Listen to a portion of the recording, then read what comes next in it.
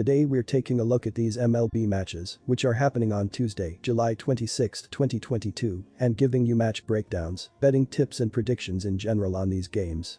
Welcome back to High Stakes, let's get straight into it. Also, don't forget to subscribe to get notified as soon as we release these sport prediction videos, and if you would like more betting tips and predictions, then check out our Patreon in the link down below.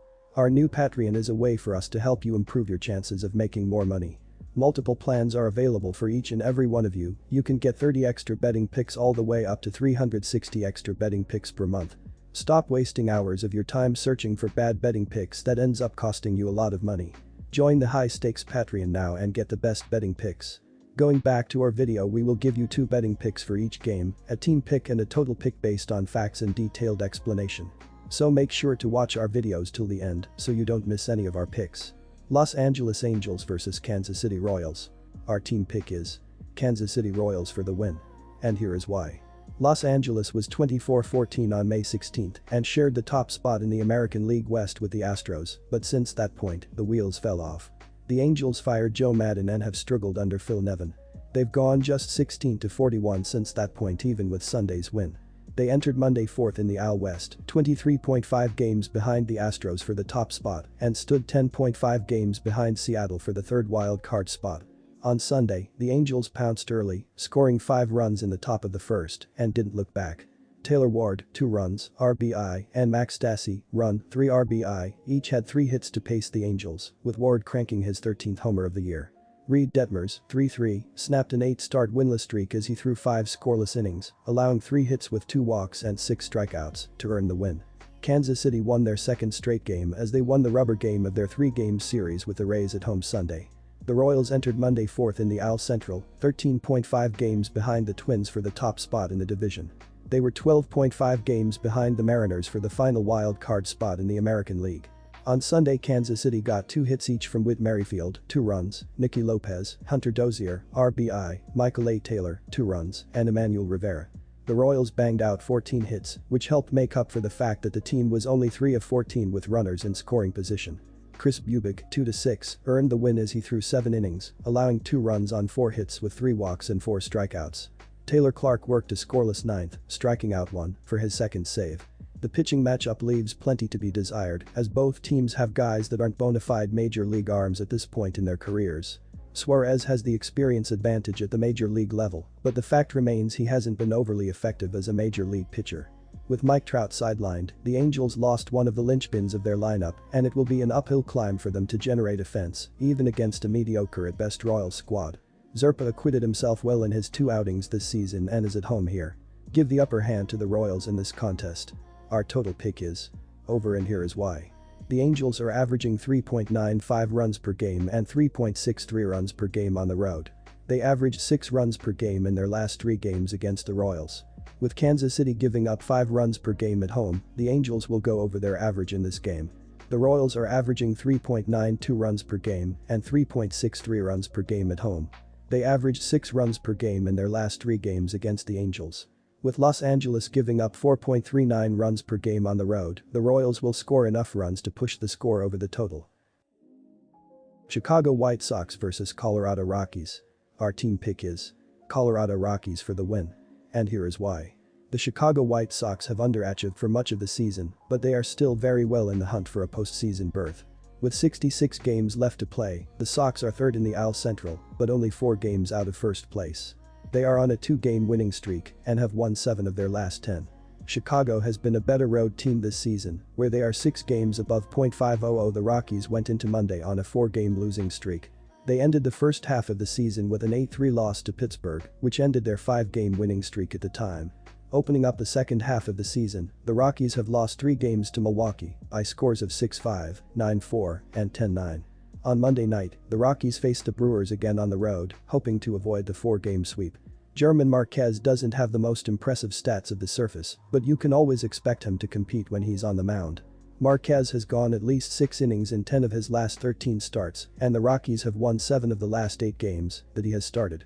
The White Sox have lost 5 of the previous 7 starts made by Kopech, and he has only made it through 6 innings in 1 of his last 7 starts. This will be a tough matchup for Kopech and the Sox bullpen against the highest scoring home team in MLB. I will back the Rockies.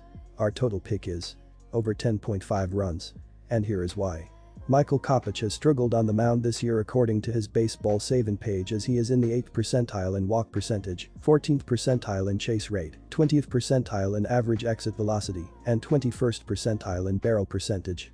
He is throwing 4 different pitches: fastball, slider, curveball, changeup, and his curveball has been great as it has a .143 batting average and a .179 slugging percentage so far. This will be the first time that Kopech is pitching against the Rockies, so this will be an interesting test at Coors Field. German Marquez has been struggling on the mound when looking at his baseball saving page, as he is in the 7th percentile in hard hit percentage, 10th percentile in average exit velocity, 17th percentile in XSLG, and 18th percentile in whiff percentage. Marquez has a 5-pitch mix: fastball, slider, sinker, curveball, changeup, and his sinker has been hit too much as it has a .316 batting average and a .561 slugging percentage. He has not faced a White Sox since 2017, so this will be a completely different lineup. San Francisco Giants vs Arizona Diamondbacks. Our team pick is Giants minus 1.5 runs. And here is why. The San Francisco Giants may have already conceded the NL West division to the front-running Dodgers, as they trail them by nearly 20 games, with the trade deadline looming. Despite that, there is still time for the Giants to right the ship and put themselves smack dab in the playoff picture. San Francisco has been rumored to be in on many of the possible trade candidates out there, but will most likely be searching for bullpen help as the deadline nears. After being swept in 4 games by the Dodgers, the Giants traveled to Arizona hoping for redemption against the last-place Diamondbacks. On Monday night, the Giants' bats were silenced as they were held to just 3 hits in a 7-0 shutout defeat. The Diamondbacks sit in last place in the NL West division, but they have been playing better as of late and are in a neck-and-neck race for 4th place with the Colorado Rockies. The D-backs are just 10 games below .500 now and are a respectable 13-17 in their last 30 games. Over the weekend, the Diamondbacks took 2 of 3 games from the Nationals prior to welcoming the Giants to Arizona. On Monday night, right-hander Merrill Kelly was outstanding in leading the Diamondbacks to victory. Kelly went 8 innings and allowed just 3 hits in picking up his 10th victory of the season. The Giants have been relatively mediocre on the season as a whole, but they have been tough on left-handed starters. The Giants are 19-13 versus lefties this season and will make it 20 wins on Tuesday night. Gilbert will be unlikely to get deep into this game, while the Giants can count on Rodon to get them deep into this game. The Giants sport the 5th highest run-scoring offense in baseball and should bounce back from a rough outing on Monday night. The run line is the better play in this spot to get more bang for your money. Our total pick is under 8. And here is why. Tyler Gilbert has struggled brutally so far, according to his baseball saving page, as he is in the 1st percentile in ZERA. He has struggled as hitters have a SBA of .298 so far, which is way too high to be effective. He has a 5-pitch mix with each pitch being thrown at least 11.6% of the time. Gilbert will be facing the Giants for a second time this season, as he did not factor into the decision by going 3.2 innings and giving up 1 run on 4 hits with a walk and 2 strikeouts. Carlos Rodon has been pitching extremely well this season, according to his baseball saving page, as he is in the 89th percentile in strikeout percentage. He has been doing well as he has an 88.9 mph average exit velocity. Rodon throws 4 different pitches with his fastball thrown 61.7% of the time. He has faced Arizona once this season and lost as he went 5 innings and allowed 4 runs on 5 hits with 2 walks and 7 strikeouts. Both starting pitchers have been doing incredibly well, as Carlos Rodon is 4-4 with a 3.55 ERA in 11 road games, while Tyler Gilbert is 0-0 with a 1.46 ERA in 3 home games, 2 starts so far. The overall pitching staffs in the month of July have been doing well enough, as San Francisco is 9th with a 3.69 ERA, while Arizona is 19th with a 4.08 ERA. The under has hit in 5 of the previous 7 games against right-handed starters for the Giants, as well as hitting in 5 of the previous 7 D-backs games against NL West opponents. All in all, go with under 8 runs in this game.